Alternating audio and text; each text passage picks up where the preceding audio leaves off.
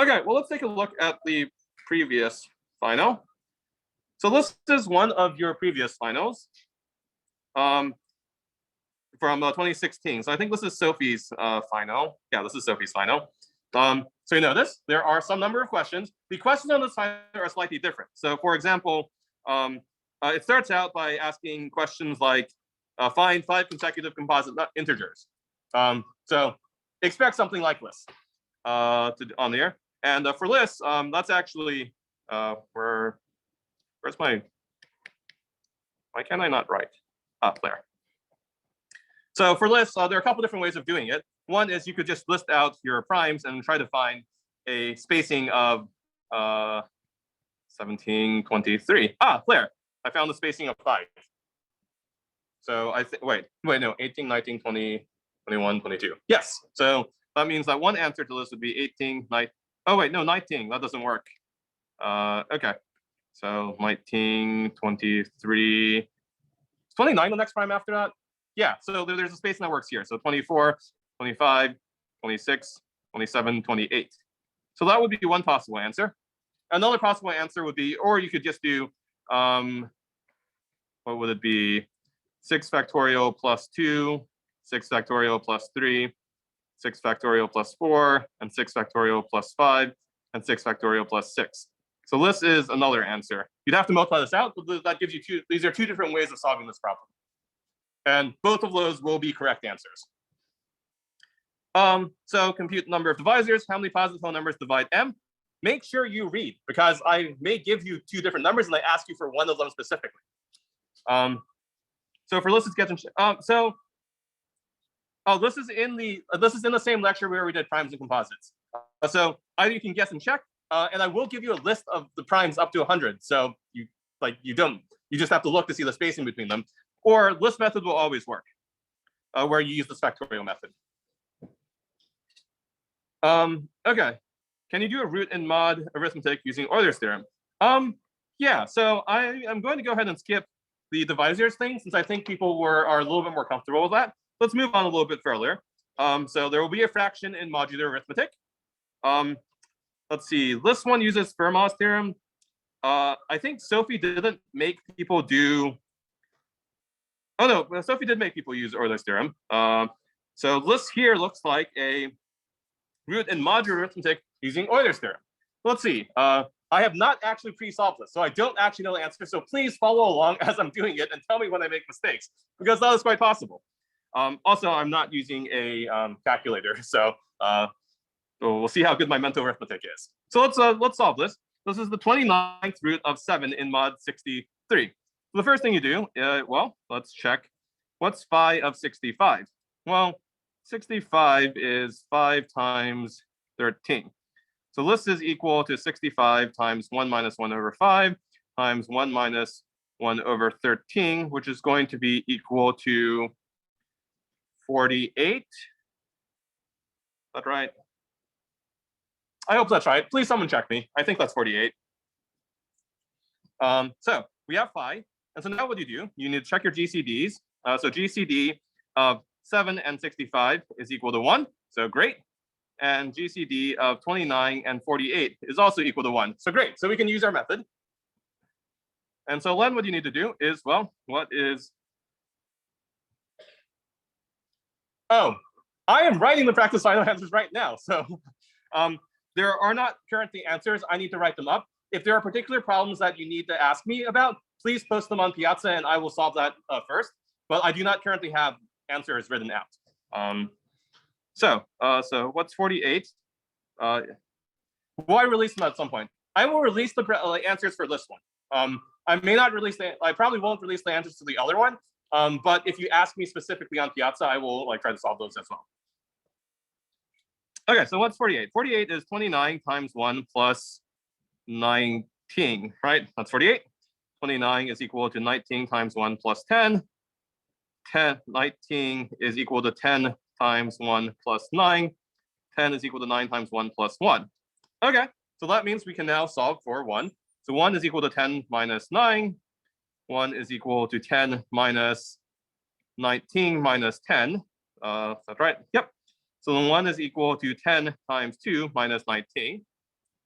So then 1 is equal to 29 minus 19 times 2 minus 19. So 1 is equal to 29 times 2 minus 19 times 3. Is that right? 58 minus 57. Yep. And then 1 is equal to 29 times 2 minus 48 minus 29 times 3. So 1 is equal to 29 times 2, 3, 4, 5 minus 48 times 3. Someone please check that. Hopefully I got that right. So once you have that, well, then you can be like, oh, well, that means that 1 plus 48 times 3 is equal to 29 times 5. And well, what do I want? I want the 29th root of 7. So that's congruent to the 29th root of 7 to the 1 plus 48 times 3, right? That's by Euler's theorem, which is, of course, congruent to the 29th root of 7 to the 29 times 5, which is congruent to 7 to the 5. Okay, so that's not too bad, right? 7 to the 5 mod 65. So let's write that out. So, well, let's see. So that's congruent to 7 to the 4 times 7 to the 1 mod 65. And what are those? So let me write this out here. 7 to the 1 is congruent to 7. 7 squared is congruent to 49. And this is mod 65. So I'm going to do the negative to make life easier for myself. So that's congruent to minus 16 mod 65. And then 7 to the 4 is then going to be congruent to 256 mod 65, which is, what is 256? Which is congruent to 1, 2, 3, 4, 256 minus 260, which, is that right? 4 times that, 240 times 5 is 200, yep. Which is, isn't 5 a prime just itself? 5 a prime is the prime minus 1, but no, 65 is not a prime. So you have to actually compute 5. The 5 formula will always work, even for primes. And you have to be a little bit careful. Yeah, phi of 61 is 60, but phi of 65. So note that this is 65, is not. Okay, so this is congruent to minus 4. So that means this is congruent to minus 4 times 7 mod 65, which is congruent to, yep, which is congruent to minus 28 mod 65. Well, you could leave your answer that way if you wanted to, or you can make it positive, which would make it 37 mod 65. And so that is hopefully the answer. If I didn't make any arithmetic errors, this is the answer. I don't actually know this because I haven't solved this in advance, but one way you could try to double check this answer is you could take this to the 29th power. So if you took 37 to the 29th power, it should give you 7. Okay. So let's see, what else was there?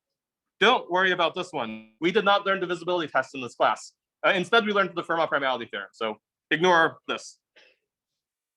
Oh, and notice there is a decryption problem in here. And notice that the primes are much smaller. So the primes here are 7 and 11. So you can use this to encode messages to the 11th power. So can this be posted with the slides? Yes, I will post this with the slides. And at some point, I will finish filling out all the answers to this. I will go ahead and post this today with the slides. Actually, I will post it on Quercus. So I don't know if Sophie wants me posting her exam like online on the web, but this will be on Quercus, like my notes on this. Okay, let's see. Let's go ahead and do this decryption. So since that's what we've been covering today in class anyway. So what do we have? So you have some message that's encoded. So that's A to the 11 mod 77, right? And we want to know what that message is. But this is congruent to 3. So that's the encrypted message that we found. So this is equal to B. And so in order to, I don't think my reference is anywhere near as good. Sophie is a lot more creative than I am. But anyway, so A to 11 is mod 77 is congruent to 3. So in order to solve that, you need to find the 11th root of 3 mod 77. And now let's just another root problem, right? So once you have another root problem, then you can solve this the same way. Phi of 77 is equal to 60. And then what you have to do is then you're just like, well, 60 is equal to 11 times 5 plus 5. 11 is equal to 5 times 2 plus 1. And so 1 is equal to 11 minus 5 times 2. 1 is equal to 11 minus 60 minus 11 times 5 times 2. So 1 is equal to 11 times 11 minus 60 times 2. Once you have that, then that means that 1 plus 60 times 2 is congruent to 11 times 11. And so then the 11th root of 3 is congruent to the 11th root of 3 to the 11 times 11, which is congruent to 3 to the 11, mod 77. And then all you have to do is you have to take this power. So then 3 to the 1 is 3, 3 squared is 9, 3 to the 4 is 81, which is 4. 3 to the 8 is then 16. So then this is 3 to the 8 times 3 squared times 3, which is going to be 16 times 9 times 3, mod 77. So what is that going to be? 16 times 27, mod 77. Can't do that in my head. 16 times 27. So that's 7 times, that's 2, 42, 12, 16, 27. So that's 2, 3, 1, 4. 432 divided by 77. 1, 2, 3, 4, 5. 5, that's 35. 5, 3, 8. And 12, that's 7. That's 12, that's 4. Remainder 47. And so this entire thing should be 47 mod 77. And that's your message. So now on the problem that you're going to see on the final, you're going to have to do 2 steps. One is you have to find this number. So this first step, and then you're going to use that to decrypt a Caesar cipher encrypted message. So I'm going to write a message, and then that'll be your final decryption. And I think that about is the end of my time. Does anyone have any final questions? You all made it.